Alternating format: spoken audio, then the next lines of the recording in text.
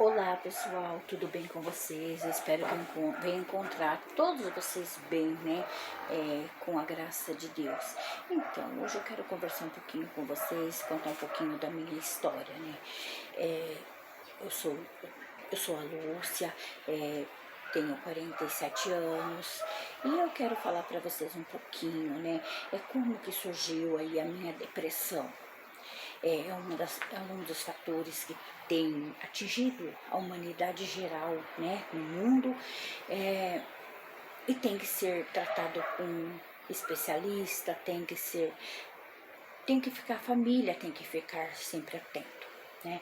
Eu quero contar para vocês, então, eu sou a mais velha de 4 irmãos, né.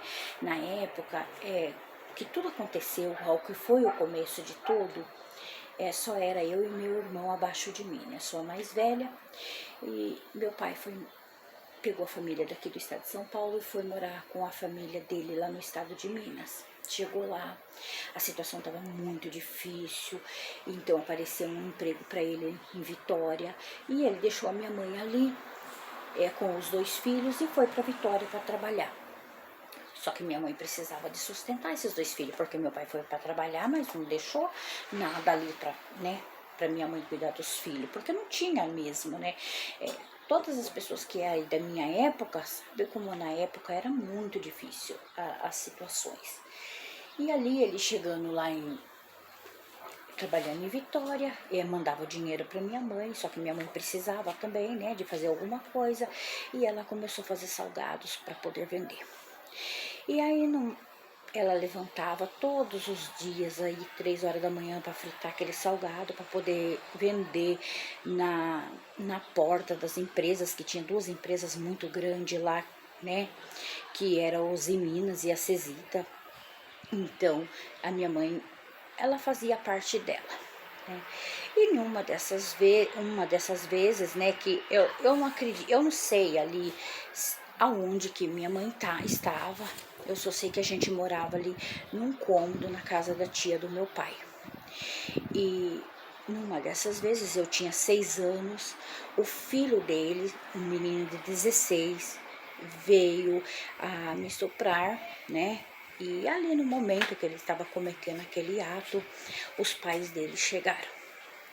E quando ele chegou, a mãe dele começou a gritar com ele, falando: o que você fez? O que você fez? E agora? O que vai acontecer?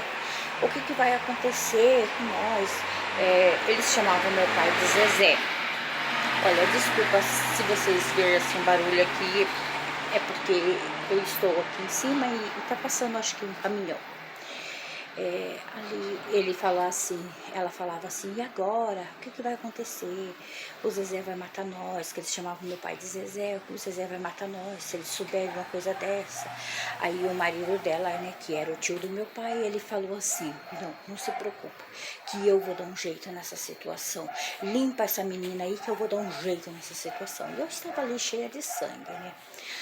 Ele me colocou sentada e eu chorava muito, né? Ele falou assim: menina, para de chorar, engole esse choro, porque eu vou ter uma conversa séria com você.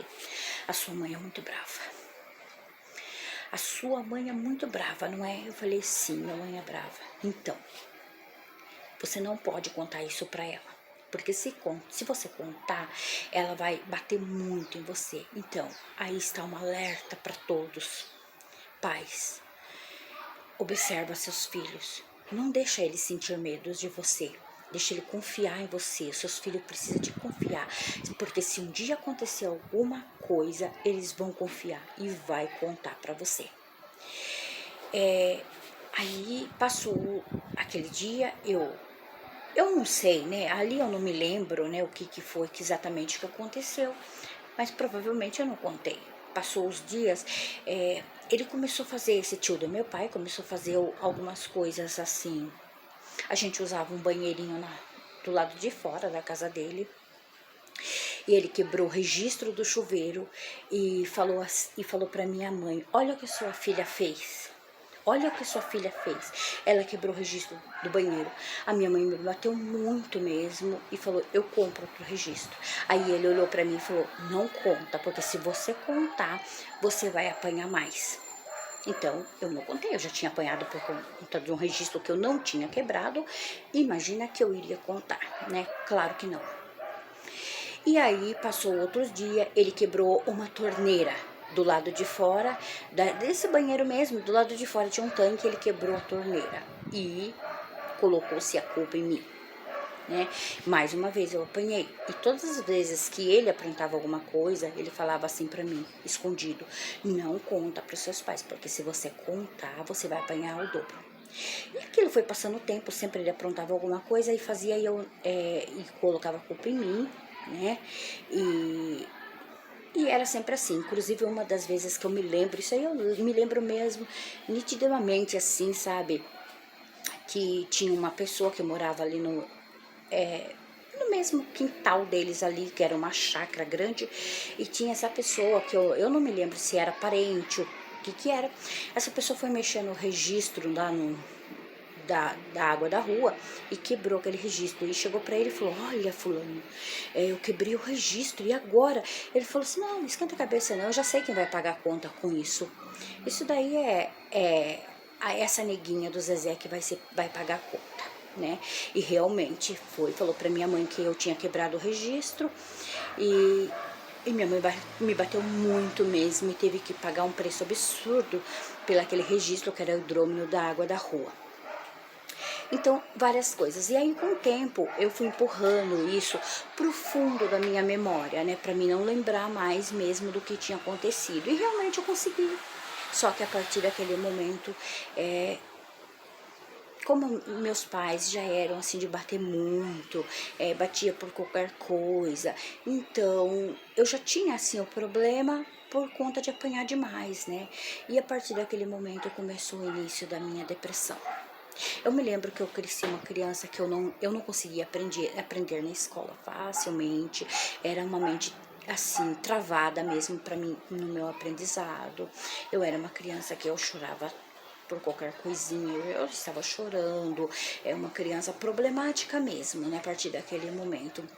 E tinha pesadelos à noite, acordava gritando, essas coisas assim, eu tenho muita lembrança da minha infância nisso daí, né. E aí você cresce, você se torna aquele adolescente problemático, né? Eu era problemática assim, eu não criei assim problemas de me envolver com droga, bebidas, não, de jeito de prostituição, nada disso, mas eu me retraí dentro de mim mesma e me tornei aquela pessoa assim, que nunca confiava em ninguém, todos eram os meus inimigos, eu nunca conseguia ter amigos, as pessoas chegavam perto de mim, se achegavam e eu me tornei aquela pessoa reclusa, eu não queria uma amizade com ninguém, porque eu não confiava nas pessoas. Enfim, aí foi passando o seu tempo e eu tinha sempre um pesadelo, que eu um sonho assim, que eu sonhava, que eu via uma criança, assim, num lugar cheia de sangue, e aí eu acordava gritando, e eu olhava assim aquela criança nesses pesadelos, aquela criança aparecia comigo, né? Eu não sabia o que estava acontecendo comigo. Aí eu já era adulta, eu fui dormir na casa de uma amiga, essa amiga falou assim, o que é isso? Você se bate demais, você grita à noite, Aí eu contei pra ela, quando eu contei pra ela, ela era já uma mulher bem mais velha, né? Ela falou pra mim, Lúcia, você foi violentada quando você era criança. Aí eu falei, será? E passou aquele dia, eu comecei a imaginar, a lembrar, aí começou a ver assim, sabe, como uma enxurrada na minha mente, eu lembrando de tudo o que tinha acontecido comigo na minha infância. E lembrei mesmo, lembrei de tudo, lembrei de cada palavra que o tio do meu pai falou pra mim, que é, né, pra mim não contar pra ninguém e tal. Lembrei das violências domésticas, por coisas que eles faziam e eu levava a culpa. Então, enfim, aí piorou, a minha situação piorou, porque aí além que eu era aquela pessoa reclusa, que não confiava em ninguém, a partir daquele momento eu peguei uma revolta, uma mágoa contra minha mãe. E uma mágoa que foi se estendendo anos afora, né? Aí eu casei, tive meus filhos, a tortura aumentou. A tortura aumentou porque eu não confiava em ninguém, eu nunca confiei em ninguém para deixar meus filhos. Se eu precisava deixar meus filhos com alguém, era uma tortura. Eu não conseguia confiar nem nos pais, no pai deles. Se eu precisasse de sair quando eu chegava, eu já ia dar banho, ia verificar as partes genitais para ver se não tinha sido violentado. Gente, vocês param e pensam a tortura que foi a minha vida. Enfim, o que eu quero falar para vocês isso é uma parte que eu tô vencendo. Tanto que eu consigo falar sobre a situação hoje, né? Mas isso teve alguns transtornos, porque os filhos da gente, não que a gente vai sair confiando, não pode confiar, mas você não pode privar seus filhos de tudo, né? E eu privei muito os meus filhos por falta de confiança, por não confiar em ninguém, né? Então eu vim privar muito meus filhos, privei eles até de amizades. Hoje, muitas das coisas, assim, às vezes eu penso que eu fui errada, fiz errado, mas eu fiz errado por proteger, né? E sou insegura até hoje. Até hoje, meus filhos são adultos, mas eu sou insegura ainda. Assim, uma das coisas que, graças a Deus, eu consegui, sabe, superar é a revolta contra minha mãe. Ela não teve culpa do que aconteceu. Ela não teve. Provavelmente ela devia estar fazendo alguma coisa ali que dispersou a atenção dela, porque ela era uma mulher que cuidava, e lembrando que era uma mulher nova, que estava num estado longe da família dela e com duas crianças pequenas, que ela precisava de sustentar, porque meu pai estava trabalhando em outro estado, ele mandava dinheiro, mas o dinheiro não dava. As pessoas que são aí da minha idade sabem como na época era muito difícil. Há 40 anos, 41 anos atrás, as coisas eram muito difíceis. Se hoje as pessoas falam que é difícil, não é nem a metade do que era 40 anos atrás, né? Então, minha mãe não teve culpa do que aconteceu. Graças a Deus, essa mágoa eu tirei. Né? Então eu queria contar um pouquinho para vocês, né, de tudo que já aconteceu comigo e um alerta. Confia nas pessoas, mas confia desconfiando. Coloca aí, sabe, para os seus filhos confiar em você, contar as coisas do que acontece para você, que isso, graças a Deus, é uma das coisas que os meus filhos sempre tiveram aí a confiança de chegar e contar para mim o que acontece, né? Tudo o que acontece, tudo, tudo, tudo mesmo. Eles confiam em mim para chegar e contar. E contar, e você ser ouvinte, ouvinte sem crítica. Então, é isso que eu queria contar. Outro dia eu vou falar um pouquinho mais para vocês, né, de algumas outras coisas, tá? E eu espero que vocês aí curtam esse vídeo, compartilhem com seus amigos, né? Porque fica aí a dica. A dica, o sofrimento de um ajuda o outro, né? Então ficam todos com Deus, tá? E a paz que esteja na casa de cada um de vocês, tá?